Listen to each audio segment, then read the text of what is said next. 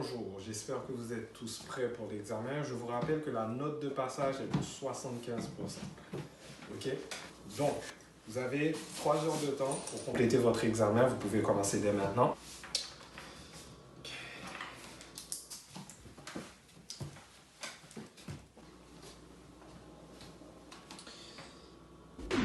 Ok, concentre-toi. Cet examen de physique ne devrait pas être aussi difficile.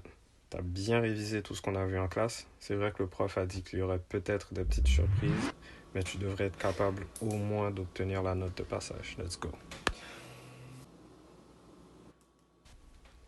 Ok, première question. Poussée d'Archimède. Tout corps plongé dans un liquide, baby. Facile.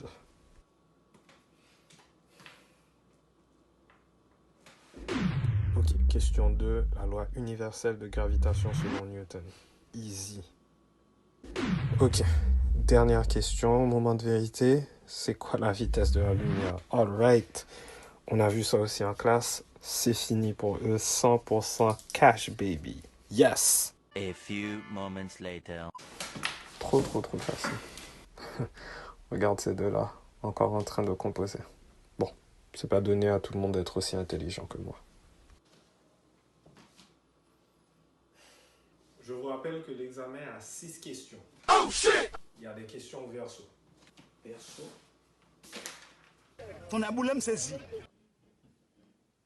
C'est bon, j'espère que ça va pas être si difficile que ça. Question 4. En considérant que la vitesse de la rotation de la Terre est de 1709,34 km/h, que sa vitesse de révolution est de 40 km par seconde et que sa pesanteur est de 9,807 m sur s², calculez à quelle vitesse un astéroïde devrait traverser notre galaxie pour entrer en collision avec la Terre exactement sur l'océan Pacifique le 1er mars de l'année 3041. C'est quoi ça?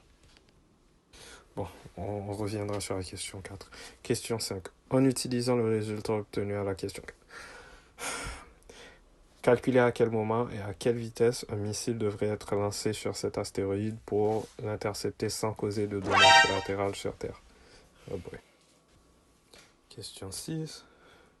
Proposez un plan pour sauver l'humanité dans le cas où ce ne serait pas possible de procéder à la solution proposée à la question 5. Veuillez fournir un plan de 3 pages en considérant les facteurs macroéconomiques.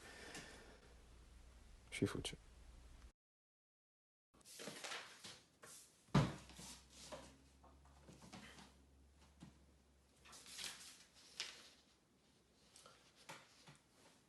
Monsieur? Oui.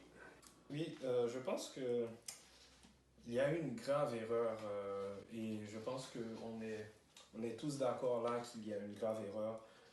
Oui, et on est tous d'accord qu'il y a une erreur. Oui, c'est ce que je me disais, parce qu'on n'a pas du tout vu ça. Parce qu'au niveau de la question 4, la rotation de la Terre doit être 1609,34 km par seconde et non 1709,34. C'est ça. Oui, c'est ça. Et aussi au niveau de la révolution, ça doit être 30 km par seconde et pas 40 km par seconde. Je pense que ce sont de graves erreurs. Il faudrait vraiment qu'on corrige ça. Vous avez absolument raison, il y a une grave erreur. Donc oui, il faut corriger exactement comme il l'a dit. Ok, prenez bien note. C'est ça. Et de là étant, on a juste à appliquer l'équation de la chaleur et suivant la diffusion thermique. C'est ça, c'est exactement ce que je pensais. Ah non, faut pas en dire trop, hein. Faut pas en dire. C'est vrai, j'en dis un petit peu trop, mais c'est évident quand même. C'est évident, ça. C'est ça, la diffusion. C'est ça. Sinon, c'est facile. Facile.